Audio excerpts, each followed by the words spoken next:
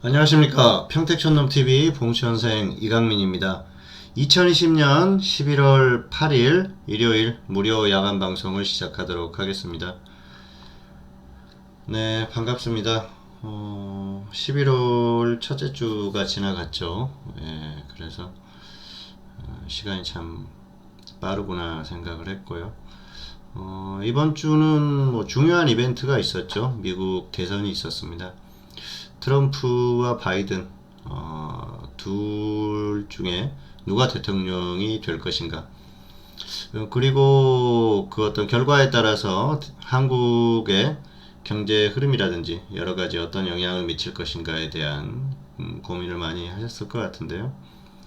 지난주에 그런 말씀을 드렸었어요. 미국 대선 같은 경우에는 한국에 악재를 끼칠 만한 어떤 결과는 없을 것이다. 누가 대통령이 되든지 간에 단기적으로 한국의 악재가 될 만한 그런 요인은 없다. 뭐 긍정적인 요인이 될 수는 있다고 말씀드렸었는데요. 결국은 그런 흐름이 나온 것 같아요. 장기적으로 봤을 때는 역시 한국에게는 트럼프가 되는 게 더 낫겠죠. 왜냐하면은 그동안 뭐 북한의 김정은 위원장하고 말도 안 되는 그런 만남들을 갖고 그랬었는데, 어쨌든 한국의 어떤 그 안보적인 그런 분위기에 있어서는 낫다는 것이죠.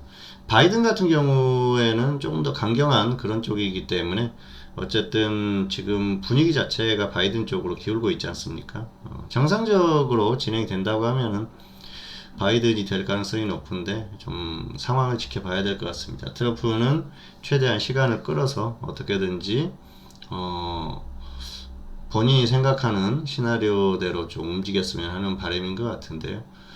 트럼프가 그동안 대통령을 하면서 너무 말도 안 되는 행동들을 많이 했었어요. 사실 미국의 대통령이라고 보기에는 어떤 그 무게감이라든지 이런 것들이 좀 떨어졌다, 그렇게 볼 수가 있었죠. 쇼맨십이 워낙 강한 사람이다 보니까 정치를 쇼처럼 했었던 것 같아요. 그러다 보니까 좀 미국 국민들이 실망하지 않았나 생각이 들고요. 트럼프 같은 경우에는 지금 우편 투표를 가지고 계속해서 태클을 걸고 있는 그런 상황인데, 우편 투표는 사실 어떻게 보면은 좀 문제가 있을 수도 있다, 그런 생각을 합니다. 개인적으로는 뭐 미국이라는 나라가 결정을 해서 우편 투표를 그 결과를 인정을 하고 있지만은, 사실 뭐 조기 투표 같은 경우에는 어차피 그 투표소에 가서 투표를 하지 않습니까? 그런데 우편 투표는 정확하게 의사가 다 반영됐다, 그렇게 보기에도 좀 어려운 면이 있다고 봐야죠.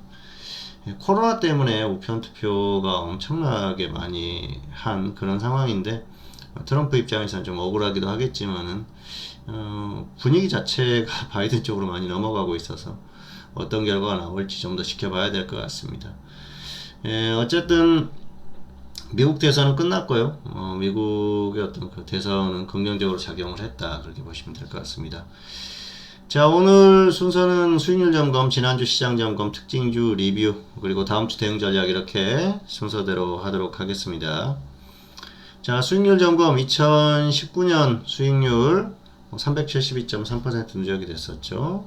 2020년은 10월의 결과가 좋았어요. 최근에 또 좋아가지고 490%까지 누적이 됐습니다. 작년보다 훨씬 나은 결과가 나오고 있고요.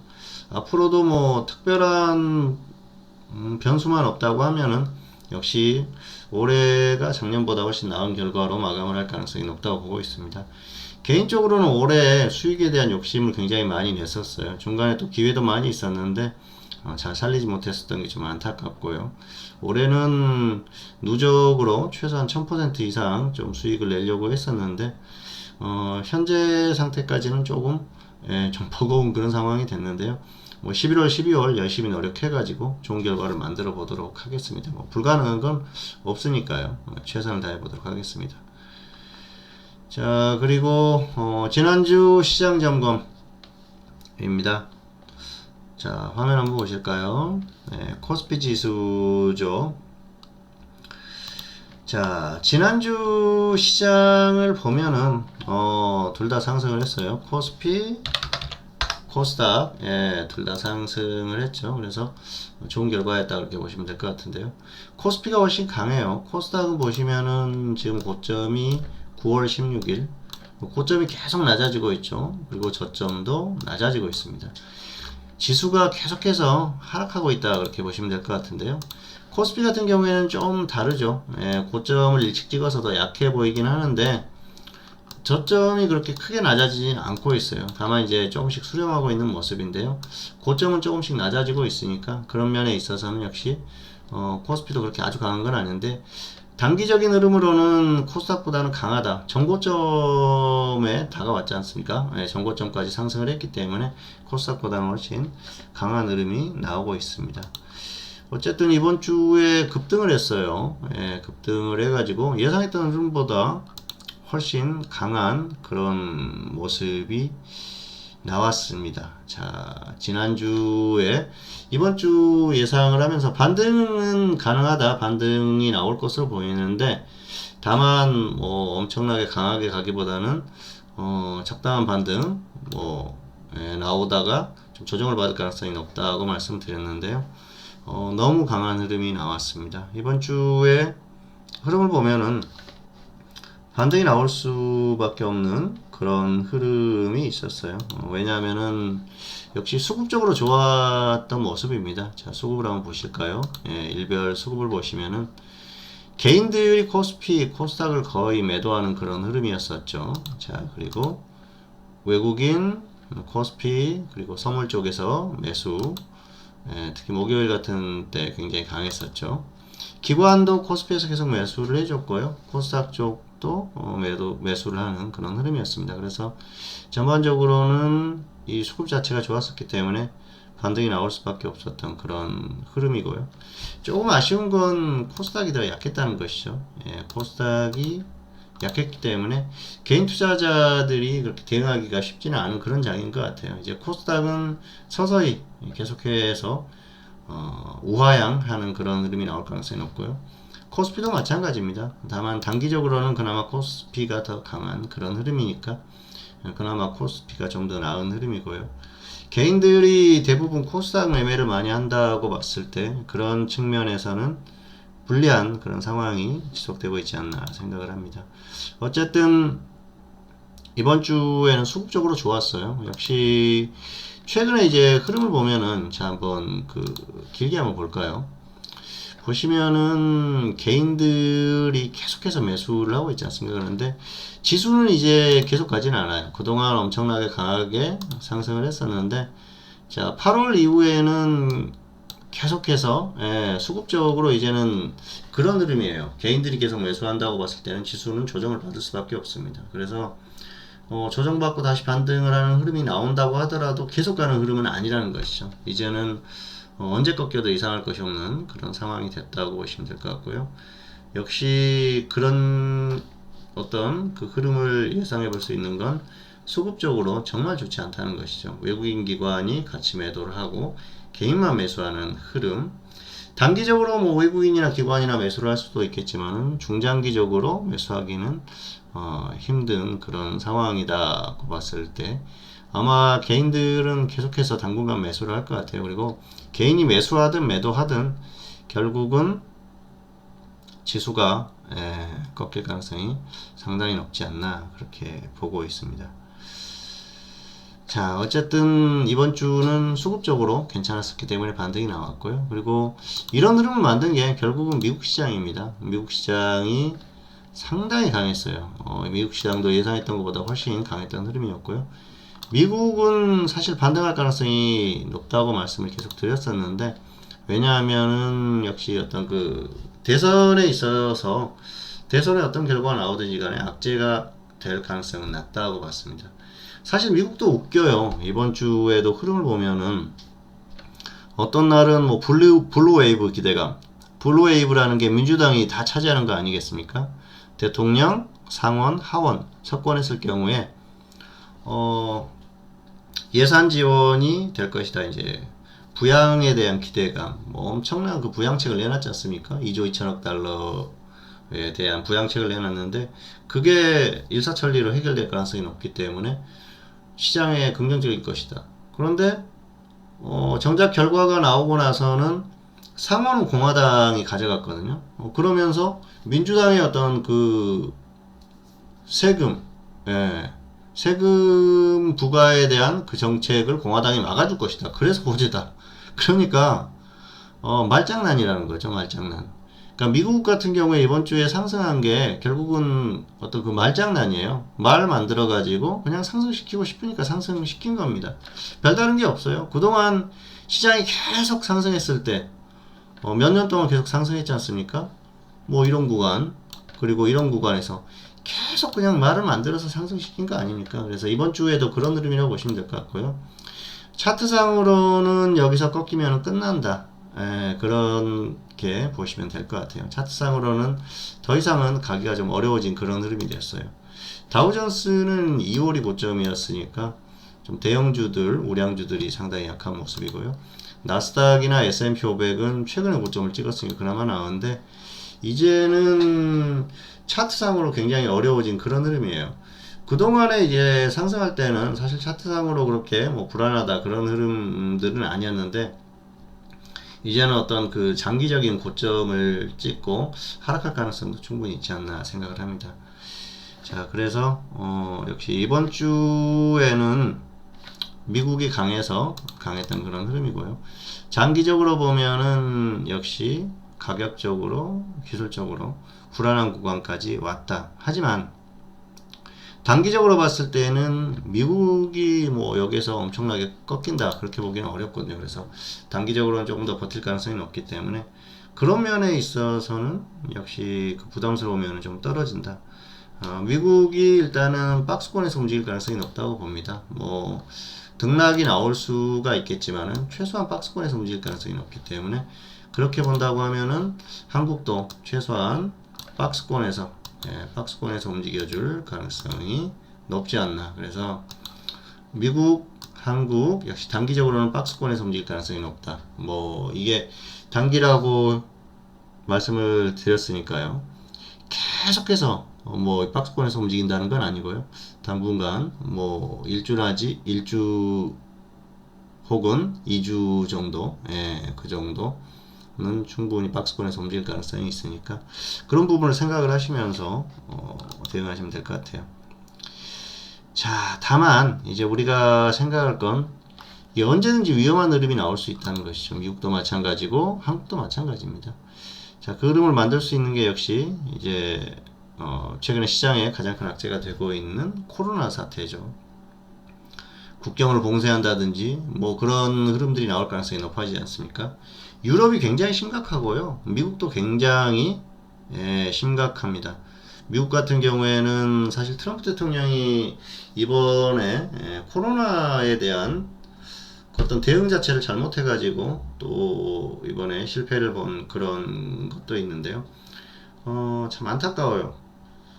사실 이게 질병이지 않습니까? 그리고 어쨌든 노인들 같은 경우에는 걸렸을 경우에 굉장히 위험한 상황이 올 수 있는데 그런 부분을 간과했다는 것이죠. 결국은 그런 부분을 간과하면서 대응을 제대로 못했던 게 큰 문제가 되지 않았나 그렇게 생각을 하고 있습니다. 그래서 결국은 본인의 어떤 그 입지까지도 위태롭게 만들어 놓은 그런 상황이 됐는데요. 어쨌든 안타까운 상황이고요. 참 잘 대응했으면 좋았을 텐데 하는. 그리고 뭐 이게 선거를 떠나서 잘 대응했으면은 사망자들도 줄어들었을 거고요. 그리고 지금처럼 엄청나게 확산되지 않았을 텐데 안타깝습니다. 어쨌든 미국도 엄청나게 지금 확산이 되고 있어서 불안한 흐름이 결국은 한번 나올 것 같습니다. 크게 시장이 출렁일 가능성이 높고요. 뭐 올해 3월에 엄청나게 다운이 됐었지 않습니까? 이런 흐름이 언제든지 다시 나올 수가 있어요. 그래서 이제는 대비를 해야 된다는 말씀을 드리겠습니다. 단기적으로야 좀 버틸 수 있겠지만은 다시 지수 저점을 깨고 내려간다 그랬을 경우에는 해외 증시도 마찬가지고요. 한국도 마찬가지고 언제든지 이런 흐름이 나올 수 있으니까 조심할 필요가 있을 것 같습니다. 그리고 가격 메리트가 없어요. 그게 가장 큰 포인트라고 볼 수가 있겠고요. 가격 메리트가 없는 상황에서 악재가 나온다 그랬을 경우에는 크게 다운될 수 있다는 걸 항상 생각을 하시면서 대응하시면 될 것 같습니다. 자, 다음 주 흐름은 일단은 박스권 상단에서 좀 움직여 줄 가능성이 높다 그렇게 보고 있습니다. 뭐 상단 쪽에서 움직이면서 좀 조정을 받는 정도, 그 정도가 예상이 됐고요. 일단 단기는 버티는 흐름이 나오지 않을까 그렇게 예상을 하고 있습니다.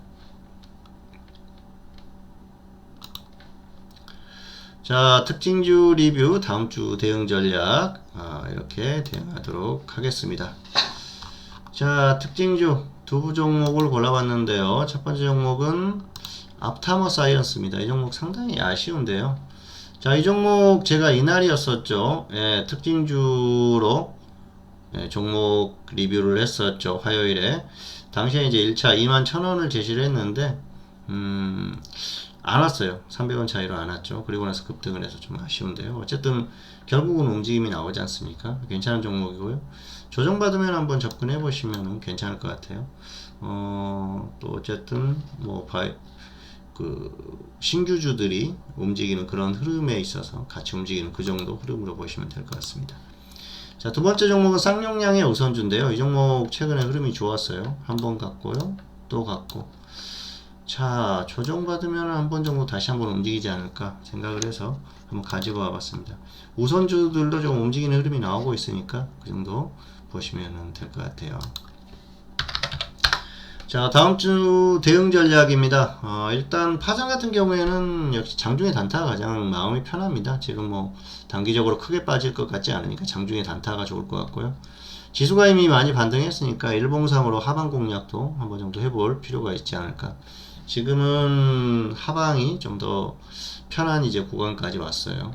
단기적으로 사실 상방 공략을 해볼 만 했는데 지수가 너무 불안하니까 그런 말씀은 안 드렸었어요.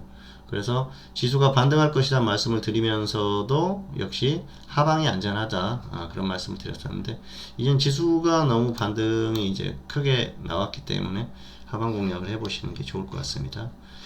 자, 그리고 현물은 역시 테마주예요. 테마주. 지금은 세 가지 정도 들 수가 있겠죠. 뉴딜, 코로나, 그리고 정치인 테마.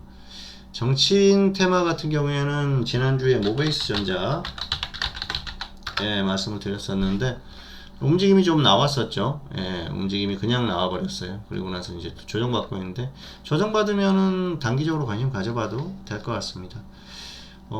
최근에 이제 이재명, 윤석열, 이낙연 이렇게 순환이 되고 있는데, 단기적으로는 또 이낙연 테마 쪽이 한번 움직여줄 수 있는 그런 흐름이니까 관심을 가져보시는 게 좋을 것 같습니다.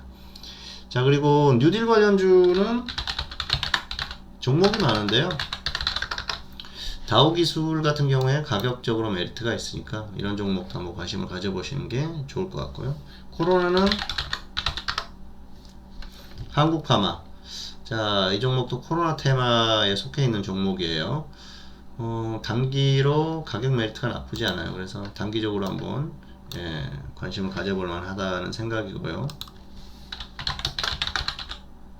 BC 월드제약, 이 종목은 가격 메리트가 좋죠. 그래서 지수가 크게 흔들리지 않으면 사실 이런 종목들은 한 번 정도 움직이니까 관심을 가져보시면 좋을 것 같습니다.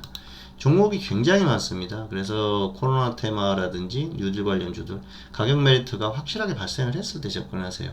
어설픈 구간에서 접근하면 지수가 갑자기 흔들렸을 때 단기적으로 손실이 커질 수 있으니까 꼭 제대로 조정을 받았을 때 접근을 해 보시기를 바라겠습니다. 자, 방송 순서는 다 끝났고요. 어쨌든 11월이 시작됐습니다. 잘 대응하셔가지고 좋은 결과들 있기를 바라겠고요. 건강도 주의하시면서 잘 지내시기를 바라겠습니다. 네, 평택촌놈 TV는 유튜브에 다양한 동영상이 있습니다. 여러 동영상이 있으니까 잘 활용을 하셨으면 좋겠습니다. 뭐 주식에 관련된 것도 있고요. 또 어떤 그 생활에 대한 지혜 뭐 이런 것들도 있고 다양한 동영상이 있지 않습니까? 그래서 본인이 어떤 그 필요한 부분을 가져다가 잘 활용을 하시면은 좋지 않을까 그렇게 생각을 하고 있습니다. 오늘 방송은 여기서 마치도록 하겠고요. 항상 좀 건강에 주의하는 올 한 해 그리고 내년까지 되셨으면 합니다. 네, 2020년 11월 8일 일요일 봉수전생의 핵심 종목 오늘 여기서 마치도록 하겠고요. 저는 다음 시간에 다시 찾아뵙도록 하겠습니다. 감사합니다.